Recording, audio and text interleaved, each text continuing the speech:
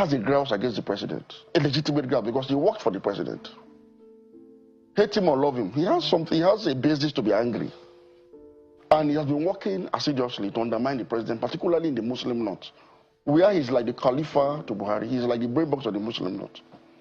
But let me give him a tip. If he really wants to see the back of the president, let me tell you for what he will do. And I think they may be on the path to really achieving that.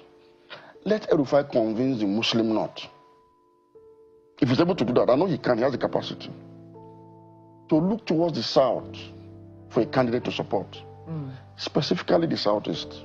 If I let me put it straight, the day Rufai decides and is able to galvanize the opinion molders in the north to zero down on a P2B, for instance, as the candidate, that will be the end of the Tinubu administration. All right. Okay, so that video has got a lot of persons talking, and it is of course getting rave review all over the country, and a lot of persons are happy about it. Some others are critical of it. But while I watched that video repeatedly, something just went off in me, and it worries me. As much as it is good omen, it looks good for somebody who wants Nigeria to get better. In pursuant of that effect, things like this would always spring or awaken something inside of you. Then again, like I've always said, on this platform, you may not believe me, I'm not one of those anarchists who pretend to be activists that enjoys the privileges of surviving in a very chaos environment. Some activists and some creators in Nigeria, if the country gets better, they will not be happy. Just like how some Nigerians who are abroad are praying for the country to continue to sing because they want to sell a narrative that they relocated before and they saw it ahead. That's not who I am. And I don't need to, people that are close to me know how well I love Nigeria. And sometimes I even forget that I'm outside of this space. I am somebody that wants to see Nigeria work. On this content space, this is just going to be for a short while. It's not going to be a long thing for me. In short, as at 2024, the beginning of 2024, when I made my New Year resolution, I removed fighting for the cause of Nigeria as part of my goal. I just wanted to focus on that things. And people that follow me know that I have 1,000,001 things to talk about. People that have known me from the way back. So it's really not something that I enjoy looking into. But we have to continue to put our voice out for things to get better. So I am not in that league of people that wants to see the country sink so that they can continue to make money or speak about it so that they can get some hype. That's not me. You may not believe, but that's a fact. However, so I sat back and say, are we going to continue to have a country where we move from one elections to another? In financial literacy, you are told that living from paycheck to paycheck is a very dangerous omen. It's wrong. After receiving salary at the end of the month, you are waiting again because you've exhausted everything. Sometimes you even have to continue to take loans to survive till another paycheck. It's a very terrible situation to be in. Financially, you are being grounded, and that's a dangerous thing.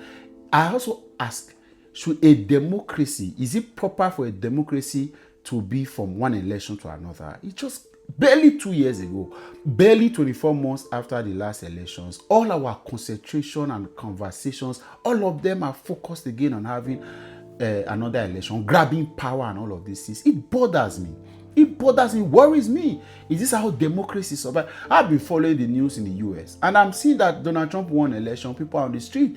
People are holding him accountable. Is it that Nigerian version of democracy doesn't have a point where the people, where the followers, where the citizens have a way of holding government accountable? Should we continue to wait for another election after a single election? At day 2 of this government, we knew we've made a mistake. We knew that this was wrong. Okay, majority of us did not vote. A few persons did. The magic happened. But at day 2, after the first day, after whatever the inauguration, we knew that there was a problem. And then the next thing is to begin to wait for another election. No, something must be done. Something must be done. Chinua Achebe, who is regarded as the father of modern African literature, who is also a critic and a novelist, said that a functioning, robust democracy requires a healthy, educated, and participatory followership and of course, an educated, morally grounded leadership. My bottom line is the participatory followership. For this democracy to survive, there must be something we can do to hold government accountable. We cannot depend on elections after elections to solve our problems. What are the things? Why is our democracy not being able to review itself? Why is our democracy? It's just like having an engine work. When an engine is bad, the next most important thing is not to go through it off or buy a new one. It's worrisome. Some of you give your clothes to a tailor. Some of you give your shoe, you fix your hole. I've living abroad, I've not learned how to do it yourself. I do everything myself. I've had to fix a few things myself. The other day I was telling you how I had to save up over £100 to just get to fix my TV stand in my new apartment. That is so. It means that as humans, we've been programmed to help solve immediate problems and then try all we could before we move on to the next. Why is all our conversations about how to make Nigeria forward now based? Are we giving up? Is it that we have concluded that this is not going to work and we want the government? Now, there is nothing happening in Nigeria practically. Governance has literally stopped. And until we begin to educate ourselves on the need, what is it that we can do? It's worrying. Even if we get the right person with this kind of ideology, the person will not even. We must build. Jesus. I thought by now Nigerians will start to say we want reform, because all of these things these guys have said now, as much as it makes sense, will be rubbish if at the end of the day we move into that election without having proper electoral reforms or block all the electoral loopholes that INEC use in rigging and manipulating our elections. If we don't, and I've said it, some of you are here to, some of you see, I see very enlightened, smart people made this mistake. The most that would have happened,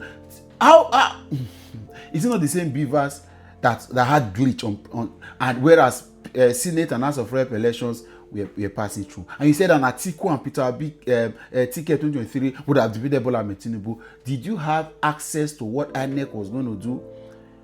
Do you see what Wike did? Or go and mark it down. All of the governors coming to APC now, they will get lectures from Wike on what he did with Rivers vote in 2023. That is the same thing they are going to do in 2027. So it means therefore that we need to begin to review the process before the elections. How are we considering that? Who are we recalling? Our senators and House of Rep members are lawmakers that are supposed to represent us, that we voted into the National Assembly to go and put in laws to help strengthen our democracy, deepen our institutions, ensure that our systems are okay, our values are projected. We have left them, and the next is talking about presidential election that is 2 years away. Are we giving up? Are there no things? Is this how democracy exists in other countries? Are there no things that we can do to effect some form of change so leadership will not be accountable to a participatory followership? It worries me. As much as I want to say Tinubu get out of office, but I say barely 2 years. It's not even May. Couple of weeks to his second anniversary as president, and everything, leadership, I tell you, governance has literally stopped. While we are talking about all of the issues with, I saw a picture of Godswill Akpabio, Senate President, going to Rome, Vatican, on behalf of Nigeria and the Nigerian government to pay condolence and follow the transitional process of the late Pope. Akpabio did not visit Benue. Akpabio did not visit Plateau. There is no senior government official from president, vice president, to Senate President, to House of Rep Speaker that has taken it upon himself to go and do on-the-spot assessment of what is happening in these two states. I don't know. I heard the Vice President visited one state. I can't recall at this moment. Yet he's in the Vatican. He's in the Vatican. And Nigerians do not have any instrument, any tool to recall people so that we can feel before we move on to the next election. So we have literally stopped governance.